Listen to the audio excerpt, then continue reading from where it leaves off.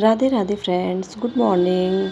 तो गाइज़, आज से मेरा यूपी टेट का चैलेंज स्टार्ट हो रहा है और मैं अपना प्लान बना रही हूँ। देखती हूँ मैं कितना कंसिस्टेंट रह पाती हूँ।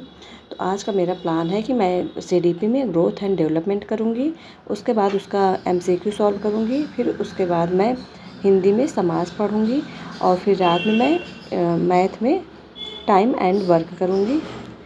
तो गाइज़, आज मेरा फर्स्ट डे है, तो फिर आज मैं बहुत ज़्यादा बर्डन नहीं लूँगी। आज मैं बहुत छोटा ही अपना टास्क रख रही हूँ ताकि मैं इसको कंप्लीट कर सकूँ, और नहीं तो बहुत ज़्यादा बड़ा अपना टास्क बना लेंगे तो उसको मैं कंप्लीट भी नहीं कर पाऊँगी और एक ही दिन में मैं डिमोटिवेट होने लगूँगी। मुझसे तो हो ही नहीं रहा है क्योंकि मेरी छोटी बच्ची भी है और मेरा कुछ और भी काम अपना रहता है, तो उससे मुझे वो भी करना रहता है। तो मैं कोशिश करूँगी 5 से 6 घंटे पढ़ने की डेली। तो गाइस, चलो देखते हैं आज मैं अपना टास्क कितना कंप्लीट कर पाती हूँ या नहीं। तो गाइस, सुबह मैंने किया था सीडीपी, उसके बाद कुछ एमसीक्यू सॉल्व की, उसके बाद मैं खाना पीना खा के साइंस का सुबह मैं रिवीजन भी करी थी और फिर खाना पीना खा के हम लोग थोड़ी देर रेस्ट किए। फिर हमको लेना था एक माइक, तो इसके लिए हम आ चुके हैं मार्केट और माइक तो मुझे मिली नहीं और हम अपना टाइम वेस्ट करके वापस जा रहे हैं। और लड़कियां बाहर निकले गोलगप्पे न खाएं, ऐसा हो ही नहीं सकता। तो हम लोग चले गए थे गोलगप्पे खाने और आरू को पीना था गन्ने का जूस, तो वो आ गई हैं गन्ने का जूस पीने। और यहाँ आरू पी रही थी और कह रही मम्मा आप भी पी लो। तो हम लोग एक्सप्लोर करते करते एक दूसरे शॉप पे पहुंच गए और वहाँ पे ये मुझे K8 का माइक दिखा, लेकिन ये मेरे फ़ोन में कनेक्ट नहीं हुआ। तो फिर हम लोग माइक वहीं छोड़ के सब्जी वब्जी लिए। उसके बाद फिर हनुमान मंदिर थी, फिर हम लोग मंदिर जाके हनुमान जी का दर्शन किए और फिर वहाँ से निकल लिए।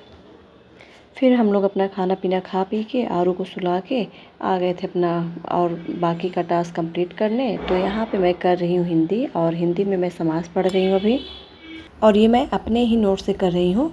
उसके बाद मैं कुछ एमसीक्यू सॉल्व करूँगी। समास तो मैं पढ़ ली हूँ, लेकिन आज मैं एमसीक्यू नहीं सॉल्व कर पाई हूँ, उसको मैं कल करूँगी। अभी फिर मैं आज स्टार्ट करूँगी अपना मैथ। और गाइज़, आप देख पा रहे होंगे यहाँ मेरी चादर उड़ी जा रही है।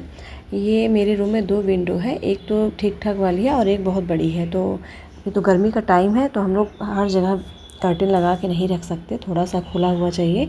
यहाँ पे मैं ये चादर डाल दी हूँ, वो भी सिर्फ रात में डालती हूँ क्योंकि रात में पढ़ते समय मुझे डर लगता है जैसे कोई मुझे देख उख ना रहा हो, तो मैं अपने लिए ही ऐसे बस चादर से इसको ढक ली हूँ।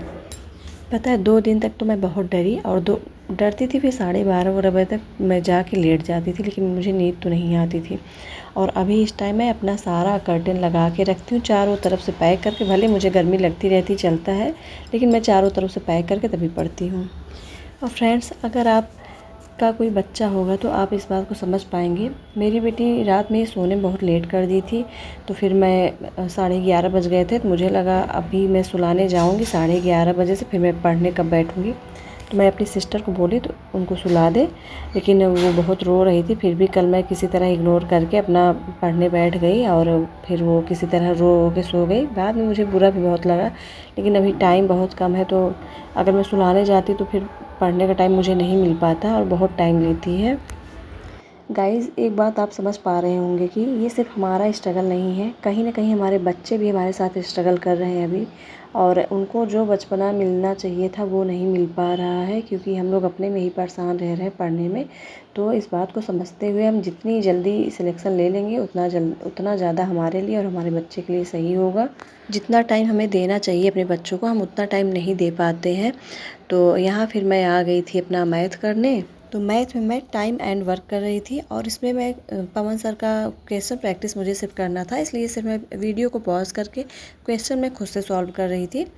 और मैथ के लिए बहुत से टीचर पढ़े हैं यूट्यूब पे, आदित्य रंजन सर और गगन सर, ये सब बहुत टीचर पढ़े हैं। लेकिन मुझे लगता है टीचिंग के लिए आपका कॉन्सेप्ट क्लियर होना बहुत ज़्यादा ज़रूरी है। आपको बहुत ज़्यादा ट्रिक के पीछे नहीं भागना चाहिए, क्योंकि आप फ्यूचर में टीचर बनेंगे तो आप बच्चों को क्या कॉन्सेप्ट सिखाएंगे, इसीलिए आपका कॉन्सेप्ट स्ट्रांग होना बहुत ज़रूरी है और ट्रिक भी थोड़ा बहुत आना चाहिए ताकि आप एग्ज़ाम में जल्दी से सॉल्व कर सकें।